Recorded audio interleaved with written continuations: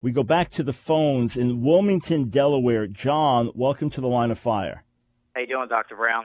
Doing very well, thanks.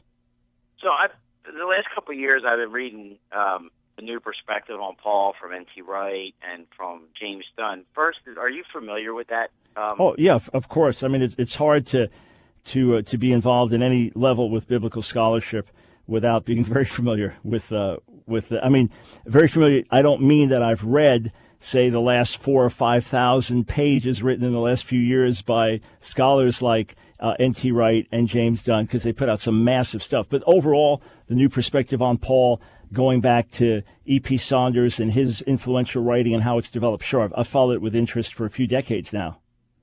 So do you think, because, when you read it, he was talking about, the Jewish markers, the Sabbath, the work, that being the works of the law, not that God was against any type of morality, especially from the law. Do you agree with that? Do you see that? Yes and no. And let me just explain something for our listeners.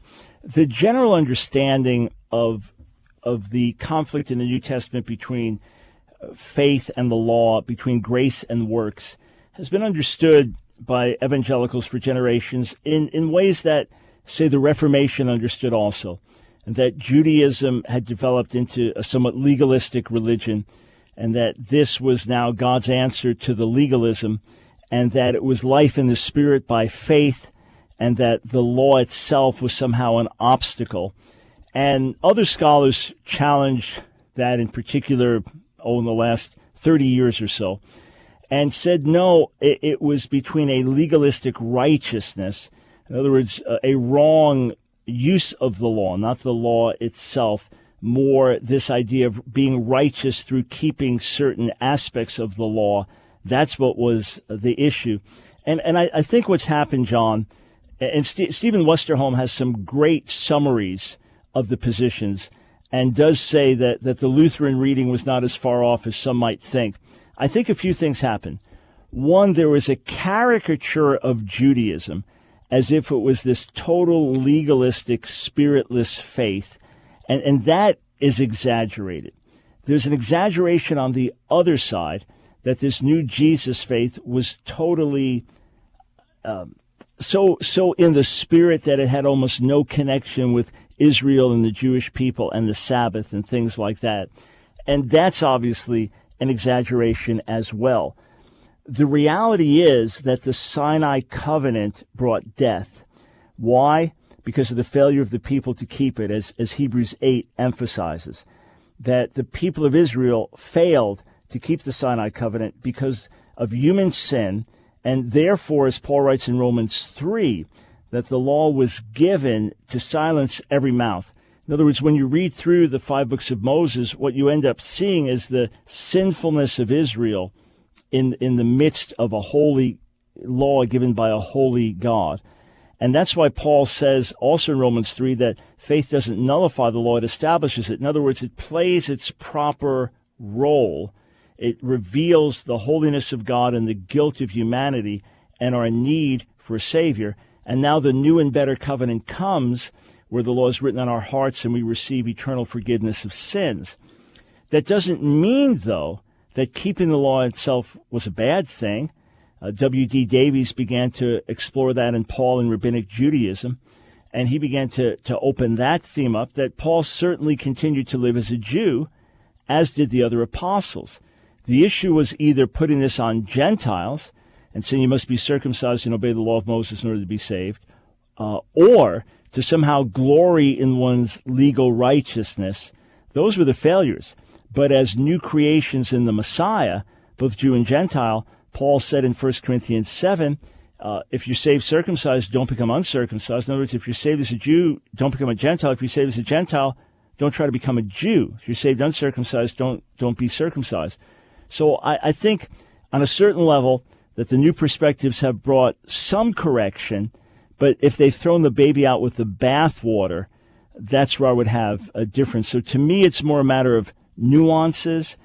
And Dunn's point, which he gets into, of course, in his Romans commentary, that you're talking more about Jewish markers, which would be Sabbath observance and dietary laws. there's a lot of truth to that, but that may oversimplify it. Now, listen, I am not a Pauline scholar, meaning I haven't read all of this literature and kept up with it or mastered everything Paul's written in Greek, but I am a very serious student of Paul and of these issues for years. That's my take and my perspective. So much value, great insight, but you just have to nuance things rather than go from one extreme view to the other. Does that make sense in terms of what you're reading for you to be able to process that? Yeah. It just, I just think that their point is that I listened to a debate with James White and N.T. Wright, and James Wright said, well, in our tradition, and N.T. Wright, they were kind of talking about the Catholic tradition and how everybody goes back to the tradition, and people have been hostile towards it because it goes against the normal Reformation tradition. The normal, I guess, Reformed thought. Right, and that's where that, and by the way, that was a debate about justification by faith, and I would say that Yes. N.T. Wright there is not totally representative of the new perspective of Paul. That's maybe one of his own unique points that he makes where he seems to read justification differently, and I'd be very much on Dr. White's side in that. But as a Jewish believer in Jesus, even though, yes, I'm an evangelical and I hold to fundamental evangelical doctrine, I don't see myself fitting perfectly into a particular Christian faith tradition, meaning I identify as Protestant, I identify as Reformed, I identify as this or that, because there's something in me that says that we were there before a lot of these traditions developed, and we're trying to recover what was the mindset and the lifestyle of Paul, the other apostles. And of course, everyone's trying to do that. The Catholics, the Greek Orthodox, the Protestants, we're all saying we're going back to the real apostolic faith. But if it doesn't recognize Jewish roots, and that's my biggest issue with an N.T. Wright, that he seems to share some of the typical British evangelical or British Christian almost hostility towards Israel or negative views on Israel or not seeing a future for national Israel in his reading, for example, of Romans 11. Again, he's brilliant. He's widely read. He makes compelling arguments, but I think he's missing something there. Have you read either of Stephen Westerholm's surveys of the issues on New Perspectives? No, I have not. I would highly recommend it. Stephen Westerholm, Westerholm.